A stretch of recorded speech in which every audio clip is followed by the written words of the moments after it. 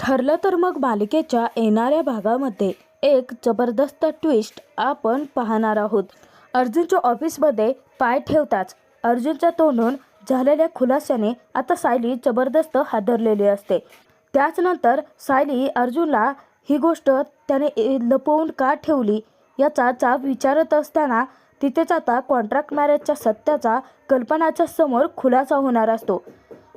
तर अर्जुनने सायलीपासून असं कोणतं सत्य लपवलं आहे ज्याचा उलगडा आता सायलीला होणार आहे व सायली अर्जुन दोघेही त्या विषयासंदर्भात चर्चा करत असता अचानकपणे तिथे कल्पना कशी पोहोचणार, तिच्यासमोर कॉन्ट्रॅक्ट मॅरेजचं सत्य कसं उलगडणार व त्यानंतर आता नक्की पुढे काय घडणार. कल्पना कॉन्ट्रॅक्ट मॅरेजचं सत्य सर्वांच्या समोर घेऊन येणार का, हे आपण या व्हिडिओत पाहणार आहोत. तर व्हिडिओ शेवटपर्यंत नक्की पहा. चैतन्य अर्जुनला म्हणत असतो की सायली वहिनीच्या मनात तुझ्याबद्दल नक्की काय भावना आहेत, सध्या त्या काय विचार करतायत हे तुला जाणून घ्यावंच लागेल. अर्जुन, तू सायली वहिनींना विचारलं आहेस की नाहीस. तेव्हा अर्जुनने आता चैतन्याचं तोंड दाबून धरलेलं असतं, कारण सायली त्याच रूममध्ये बाथरूममध्ये असते. ज्यावेळी सायली बाहेर येते तेव्हा तिने अर्धवट वाक्य ऐकलेलं असतं. तर सायली तिथे आता विचारते की मला नक्की काय विचारायचं आहे. अर्जुन सर, तुम्हाला काही विचारायचं आहे का मला. तेव्हा अर्जुन म्हणतो की नाही, म्हणजे चैतन्याला अजून माहिती नाही आहे ना की मधुभाऊंच्या केसमधले काही प्रश्नांची उत्तरं तुम्ही मला दिली आहेत आणि त्याला वाटतंय की तुम्ही मला ते प्रश्नांची उत्तरं दिलेली नाही आहेत, त्याचबद्दल तो बोलत होता, हो ना चैतन्य. तेव्हा चैतन्यही खोटं बोलतो की हो हो, त्याच संदर्भात मी विचारायला सांगत होतो. त्याचनंतर चैतन्य अर्जुन दोघेही ऑफिसमध्ये गेलेले असतात. तर अर्जुनचं ऑफिसमध्ये कामात कसलंही लक्ष लागत नसतं. चैतन्य तिथे येतो आणि अर्जुनला एक फाईल मागत असतो, परंतु अर्जुनचं त्याच्याकडे लक्षच नसतं. चैतन्य तिथे अर्जुनला म्हणतो की हे बघा अर्जुन, असा विचार करत बसण्यास काहीच अर्थ नाही आहे. तुला हे सत्य स्वीकारावं लागेल की सायली वहिनी कधीही तुझ्या आयुष्यातून निघून जाऊ शकतात, नाहीतर मग त्यांच्या मनात नक्की काय आहे तुझ्याविषयी हे स्वतःला तुला जाऊन विचारावं लागेल. या दोन गोष्टी जर तुला करायच्याच नसतील तर तिसरा मार्ग देखील मी तुला सुचवला आहे की सायली वहिनी तुझ्या आयुष्यातून निघून जाऊ नयेत यासाठी तू मधुभाऊंची केस लांबवू शकतोस. परत अर्जुन चिडलेला असतो. तो म्हणतो की चैतन्य, तू ना आता तोंड बंदच ठेव, सतत तोच मार्ग मला सुचवू नकोस. हे पाप आहे, ही चुकीची गोष्ट आहे. गेले कित्येक दिवस झालं मिसेस सायली याच कारणासाठी माझ्यासोबत माझ्या घरी राहत आहेत आणि मी जर मधुभाऊंचं सोडवणं लांबवलं तर त्यांना आणखी जास्त त्रास होईल आणि मिसेस सायलीना मी कधीच त्रासात नाही पाहू शकत.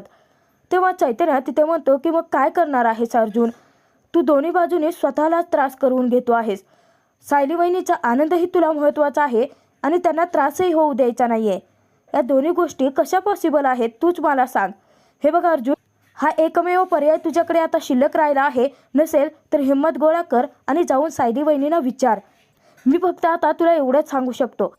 चैतन्याला अर्जुनची चांगलीच आता खरडपट्टी काढलेली असते, कारण चैतन्याला देखील अर्जुन आता टेन्शनमध्ये टाकतो. अर्जुनच्या डोळ्यातून अश्रू येतात. अर्जुन तिथे आता चैतन्याला म्हणतो की मग मी काय करू चैतन्य, सगळ्या बाजूने आता माझीच कोंडी झाली आहे, पुढे काही मार्गच मला दिसत नाही आहे आणि तू जो मार्ग सुचवतोय तो माझ्या मनाला पटत नाही आहे. आज एकही केस आजपर्यंत न हरणारा अर्जुन सुभेदार प्रेमाच्या केसमध्ये हरला आहे.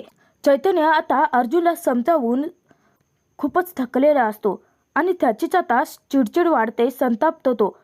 तर इकडे आता कल्पनाने सायलीला सांगितलेलं असतं की अर्जुन हा डबा विसरून गेला आहे, त्यामुळे आज त्याला डबा तू घेऊन जा. तेव्हा आता सायली खूप खुश होते. तर सायली विचार करते की बरं झालं, आज डबा मी घेऊन जाते आहे. मधुभाऊंच्या केसमध्ये आता काही बदल होणार आहेत, ते लवकरात लवकर जामिनावर सुटतील असं अर्जुन सरांनी मला सांगितलं होतं. कदाचित हीच आनंदाची बातमी मला ऑफिसमध्ये गेल्यानंतर मिळेल.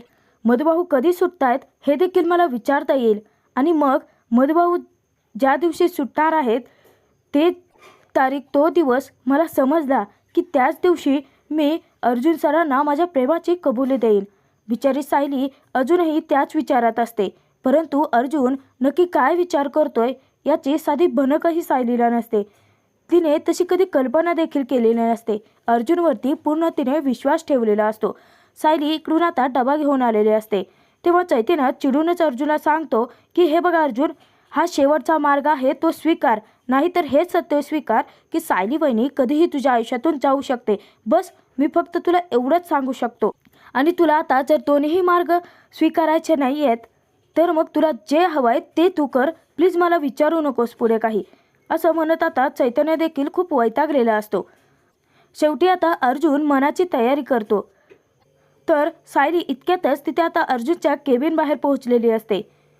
सायली दरवाजा उघडायला आणि अर्जुन आता एक सत्य स्वीकारायला तयार होतो की तो चैतन्याला म्हणतो की ठीक आहे चैतन्य, मला तू सुचवलेला मार्ग मान्य आहे. मी मधुभाऊंची केस लांबवतोय. नेमकं तेच वाक्य सायलीने ऐकलेलं असतं आणि सायलीला आता मोठा धक्काच बसतो. सायली आता कोलमडून जाते. सायली तिथे विचार करते की अर्जुन सर मधुभाऊंची केस लांबवतायत, परंतु का, कशासाठी? मधुभाऊंना सोडवण्यासाठीचे सर्व पुरावे तर अर्जुन सरांकडे आहेत. त्यांनी मला सांगितलं होतं की आता काही दिवसातच मधुभाऊ सुटतील, निदान त्यांना जामीन सर मिळवून देतील. परंतु आता सरांनी अचानकपणे हा निर्णय का बदलला असावा? सायलीला आता अर्जुनला बोलायची देखील इच्छा राहिलेली नसते. गेले 1.5 वर्ष सायलीने मधुभाऊंना जेलबाहेर काढण्यासाठीच किती काही सहन केलेलं असतं. सुभेदारांच्या घरात राहून अर्जुनच्या घरातल्या प्रत्येक माणसाचं मन जिंकलेलं असतं. प्रत्येकासाठी प्रत्येक गोष्ट केलेली असते. आणि सायलीला या गोष्टीचा आता धक्का बसलेला असतो की ज्या अर्जुनवरती तिने पूर्ण विश्वास ठेवला होता त्याच अर्जुनने तिला धोका दिला. तो अर्जुन मधुभाऊंची केस लांबवतोय. सायली आता केबिनमध्ये प्रवेश न करता तिथूनच माघारी फिरते. इतक्यातच तिथे आता एक कर्मचारी येतो. तेव्हा सायली त्यांच्याच हाती अर्जुनचा डबा टेकते आणि तशीच रडत निघून जाते. तो कर्मचारी अर्जुनच्या केबिनमध्ये त्याला डबा देण्यासाठी येतो. अर्जुन त्याला विचारतो की डबा हा घरून आला आहे का? कोण आलं होतं द्यायला? तेव्हा तो कर्मचारी सायलीचं नाव घेतो. तेव्हा चैतन्याला अर्जुन म्हणतो की चैतन्य, मिसेस सायली जर इथे आल्या होत्या तर मग त्या केबिनमध्ये का नाही आल्या? तर तिथे आता अर्जुन ते कर्मचाऱ्याला विचारतो की सायलीने तुला काही सांगितलं का? तेव्हा तो कर्मचारी सांगतो की नाही सर, परंतु ना सायली मॅडम थोड्या उदास होत्या आणि रडतही होत्या. अर्जुनला आता मोठा धक्काच बसतो. अर्जुन आता चैतन्याला म्हणतो की रडत होत्या? मिसेस सायलीना आता नक्की काय झालं आहे? तेव्हा चैतन्य तिथे आता अर्जुनला म्हणतो की 1 मिनिट, आपण जे काही मधुभाऊंची केस लांबवण्याबद्दल बोलत होतो ते तर त्यांना कळालं नाही आहे ना? किंवा तुझ्या प्रेमाबद्दलचं सत्य? तिथे अर्जुन आता पुरता हादरून गेलेला असतो. अर्जुन आता मागचा पुढचा विचार न करता पटकन गाडी काढतो आणि घराकडे धाव घेतो. त्याचनंतर सायली आता रूममध्ये असते आणि खूपच रडत असते, कोसळून गेलेली असते. अर्जुनवरती विश्वास ठेवून तिने चूक केली का असं तिचं मन तिला आता प्रश्न विचारत असतं. इतक्यातच तिथे आता अर्जुन येतो. कल्पना अर्जुनला विचारते की अर्जुन, तू अचानकपणे यावेळी घरी कसा काय परतलात? अरे सायली आली होती तुला डबा द्यायला. तेव्हा तिथे अर्जुन सांगतो की हो, सायली डबा द्यायला आली होती मम्मा, परंतु ती तशीच परत आली.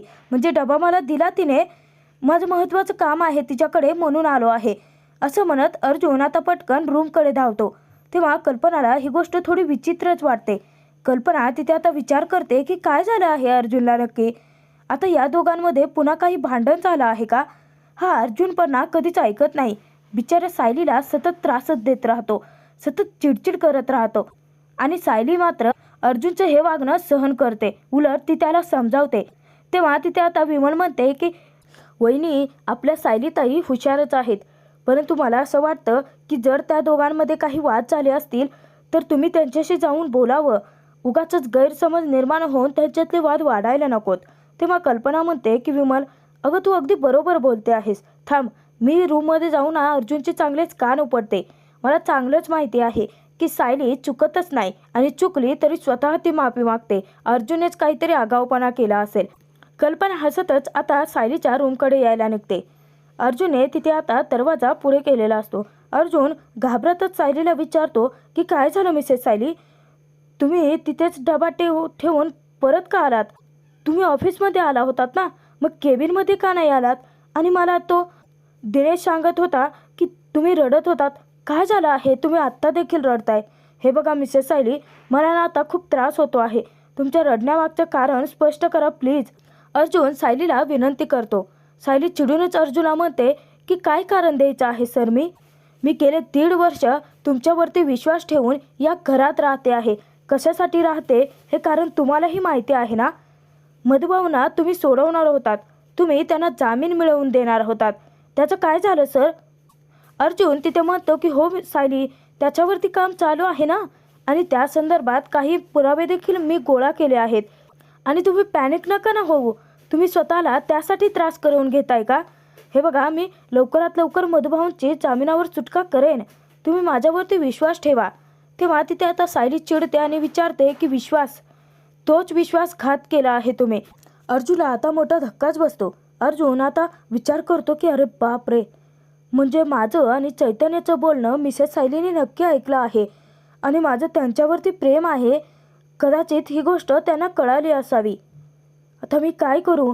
मिसेस सायलीने जर घर सोडून जायचा निर्णय घेतला तर कसं थांबवू? बाकी घरच्यांना मी त्यांच्या प्रश्नांची उत्तर काय देऊ? असे म्हणत अर्जुन घाबरतच आता त्याच्या मनामध्ये प्रश्नांचं काहूर माजलेलं असतं.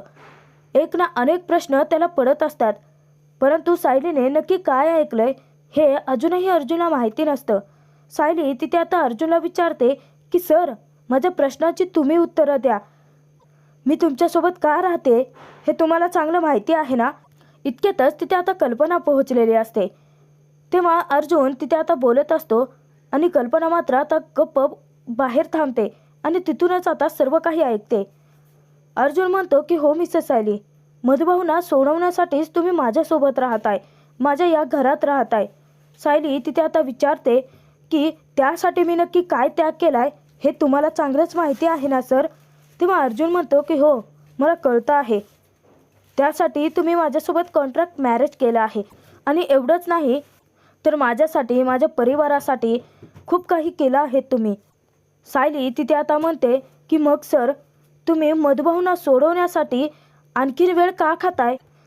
तेव्हा तिथे आता अर्जुन विचार करतो की कसं सांगू मिसेस सायली तुम्हाला, मधुभाऊंना जर लवकर सोडवलं तर तुम्ही कायमच्या आश्रमात निघून जाल.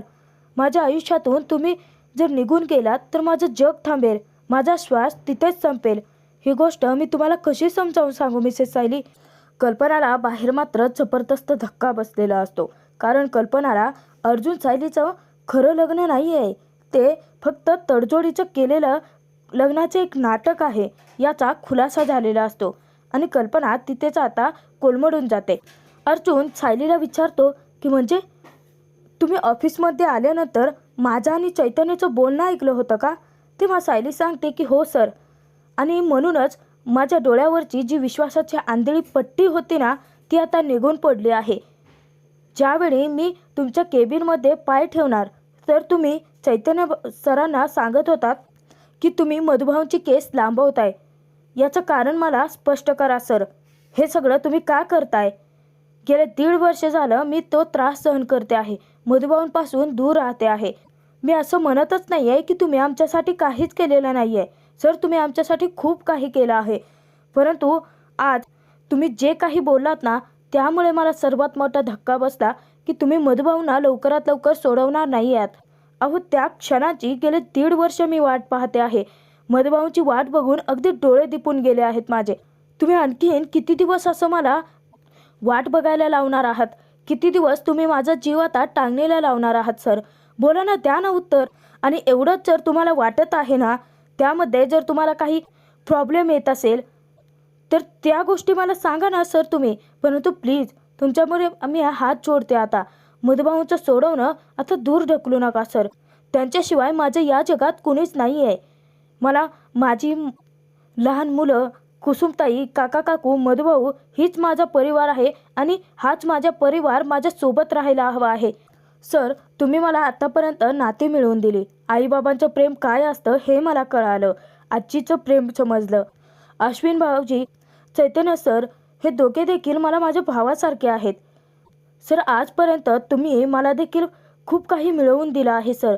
परंतु आज तुम्ही जे काही बोललात ना, ते खूप चुकीचं वाटलं मला.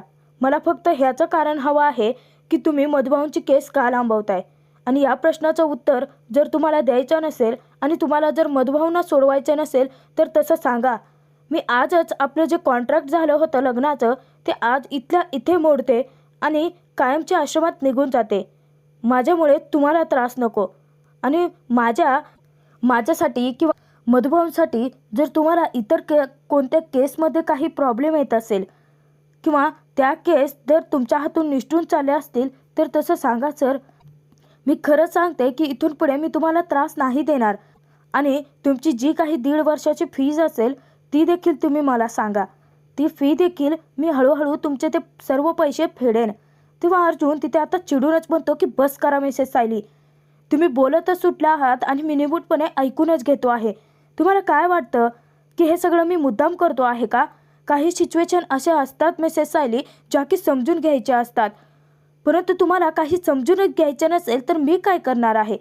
काल काय म्हणत होतात की आपलं कॉन्ट्रॅक्ट मॅरेजचं सत्य सर्वांना समजलं.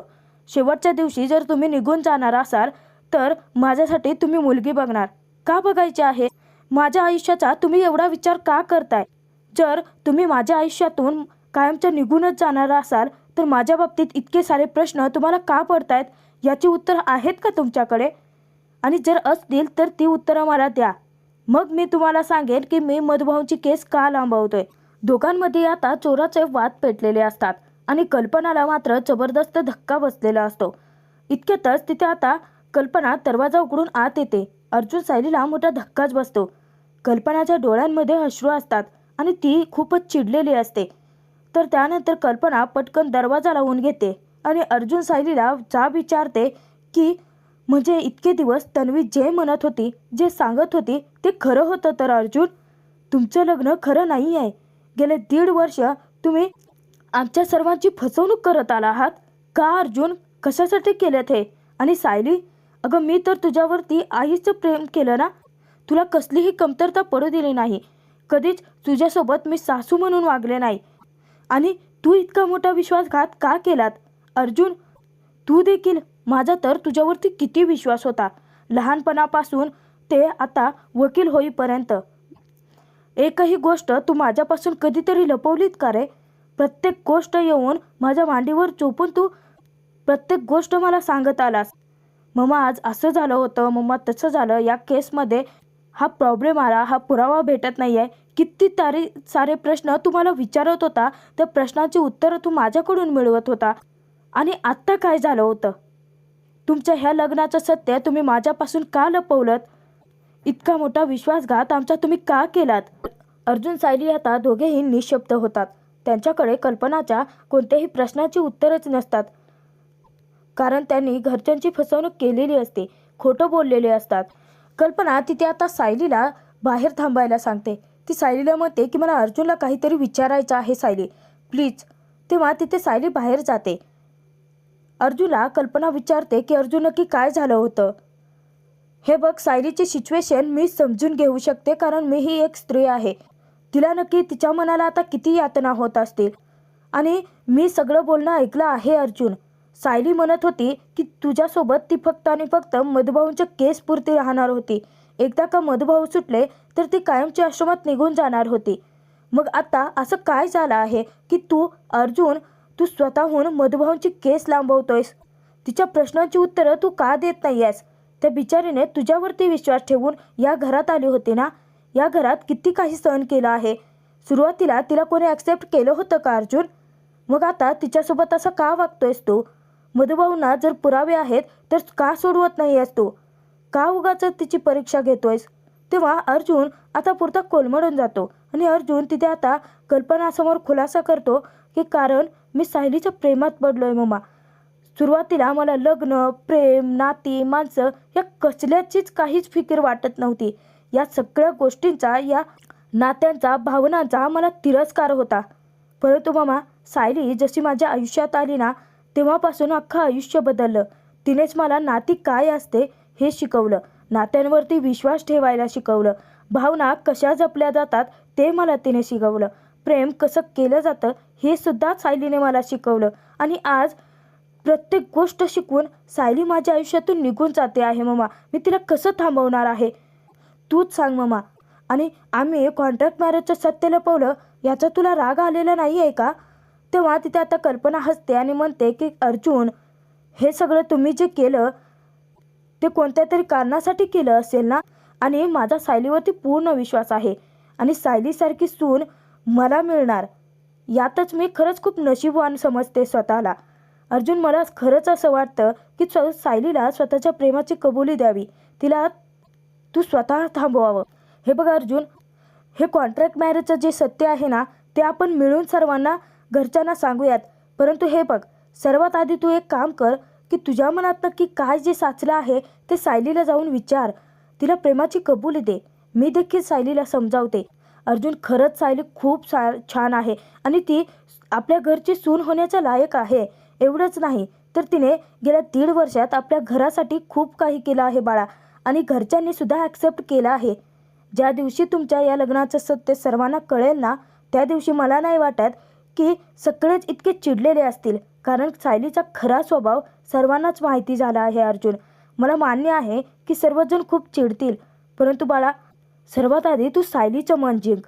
त्यानंतर मी तुला शब्द देते की मी पूर्णादी आणि तुझ्या बाबांना दोघांनाही समजवेन आणि सायलीसोबत खरोखर तुझं पुन्हा धुमधडाक्यात लग्न लावून देईन. माझ्यावरती विश्वास ठेव. परंतु असं मधुभाऊंना जामिनावरती सोडवणं लांबवू नकोस. सायलीची परीक्षा नको घेऊ. त्या बिचारीने तुझ्या विश्वासावरती या घरात पाऊल टाकलं आहे. तिचा विश्वासघात नको करू अर्जुन. कल्पनाने खूप सुंदर पद्धतीने अर्जुनची समजूत घातलेली असते. तर आता अर्जुन प्रेमाची कबुली कशी देणार सायलीला, आणि कल्पना सर्वांच्या समोर आता सायली अर्जुनला घेऊन जात कॉन्ट्रॅक्ट मॅरेजच्या सत्याचा खुलासा केल्यानंतर सायली अर्जुनचं लग्न पुन्हा लावून द्यायला पूर्णाची तयार होईल का, हे पाहणं तितकंच मनोरंजक